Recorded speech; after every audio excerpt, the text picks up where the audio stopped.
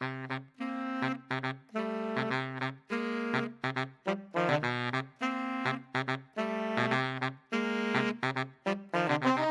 Alto 800. I had a chance to daily the last 800cc engine that disappeared from the Indian market recently for 10 days. Hi, I'm Sridhar. Let's get started. Small cars and motorcycle are a big deal. The podcast by Mr. Shumi and Mr. Karthik, I couldn't agree more. It's just never about the mission. It's about the drive. It's about the experience of the drive that we get. And I agree to it completely because I used the Auto 800 for 10 days, 700 kilometers on a city, and the rest was in the Bangalore traffic. And I thought I would never say this. I loved using this car. I enjoyed most of the time when I'm in the car. And before getting this car, I had my judgments where this car's 800cc engine is going to be very mediocre. It's going to give a very bad power delivery. The handling would be worse. The braking would be bad. And it will give a good fuel efficiency, is what I predicted. But most of the things which I predicted was wrong. I really enjoy driving this car and I love this car so much, and especially this car's potential is inside the city. This car is compact in size and it has a very great maneuverability, which is so much ideal for the traffic conditions that we have inside the city. And I really enjoyed taking this car inside the Bangalore city because this car can maneuver anywhere it wants. And it just needs the space of an auto, or the bike lanes was so much enough for this car to maneuver. And because of its size, this car can fit in anywhere, can be parked easily, and I really enjoyed taking this car inside the Bangalore city. And that was also one another conditions where I used the bike setting, the bike mode, to start my Google Map where I was in this Auto 800, but that route take me to a small place where only the bike can fit in. That I thought I got stuck, but I could really come out of that particular smaller lane very easily with this car. This car's another biggest strength is its third gear. I really enjoyed using its third gear, and not only Alto's third gear. Generally, the Suzuki's third gear is very strong. It can pull from lower speeds like 10, 15, and stuff like that. So this car is no exception to that. So inside the traffic conditions, I just slotted it to the third gear and I just forgot about it. And 95% of the time, it just worked, and which also makes it as a great, great city car. But so this car has one big problem, which is its steering wheel. So what happens is that, let's say you're driving and then you wanted to turn your car to the left or right. So let's say you're turning it to the left and you rotate it for one time, and then when you leave the steering wheel, it rotates back, but it does not come to the zero position. Instead, it just stands to the 90% mark and then just stays there.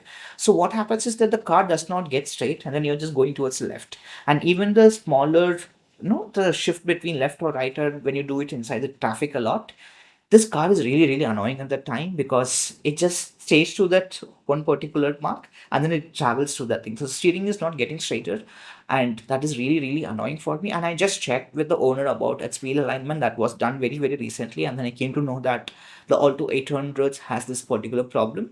While the gearbox and the car's maneuverability was giving me so much peace inside the city, this one particular thing was annoying me a lot. So moving on to the engine performance from this 800cc engine producing 47 bhp is actually good.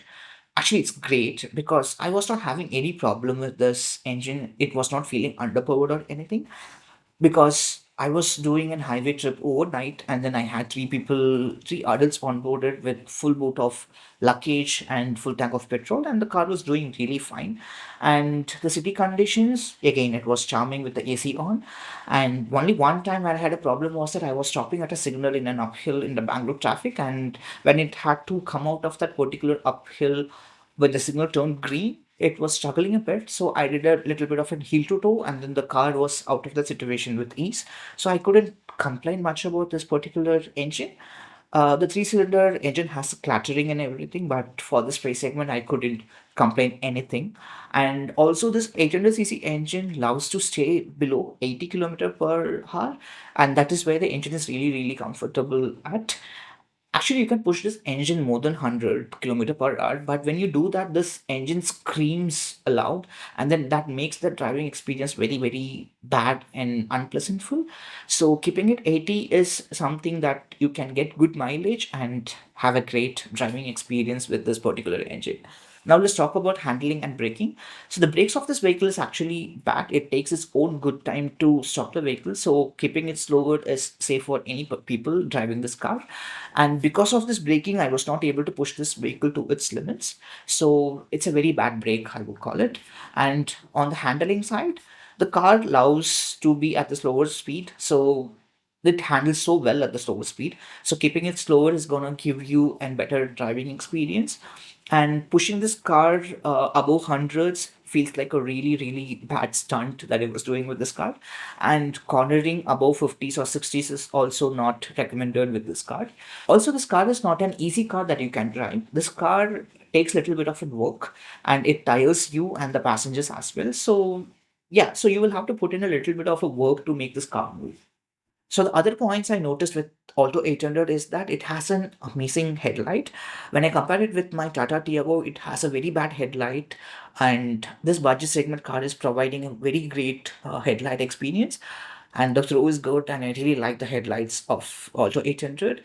And moving on to the second point, the interior materials that is used in the Alto 800 is also great actually. When I compare it with my Tata Tiago, the Tata Tiago has the greatest materials and stuff like that. But for this price segment, I cannot complain. It was not an mediocre experience that I got from the materials or the touch and feel I had from the materials. It was really great. And also the audio experience. So my Tata Tiago has the greatest audio compared to the Alto 800 and the greatest I have experienced in a car. I would like to say it that way, and in this budget segment actually.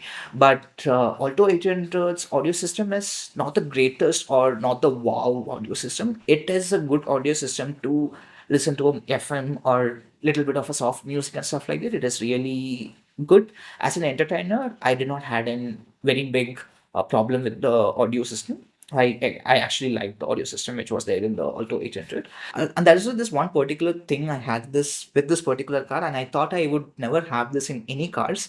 And I'm not a person who is really tall.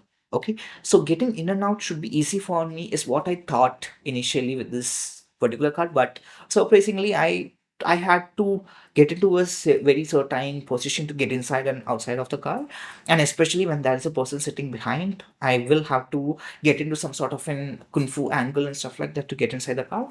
So that is something which I experienced for the first time. And also, there is no ORVM dimming in this car. Okay, that was really annoying for me. And Maruti Suzuki, you should actually add it. You should have actually added to this car, and that was really, really annoying. And I felt it was really, really necessary, and this should not be cut out and part of the cost cutting thing. So I wanted this in the car, and it was a mess that Maruti Suzuki did not give it to this car.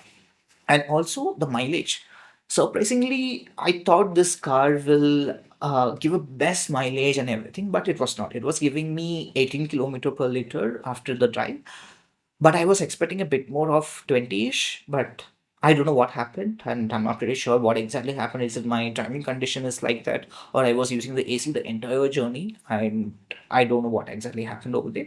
So 18 was something that I was not expecting from this car. I was expecting somewhere around like 20-ish, but 18 is what I got from the trip. So now the conclusion.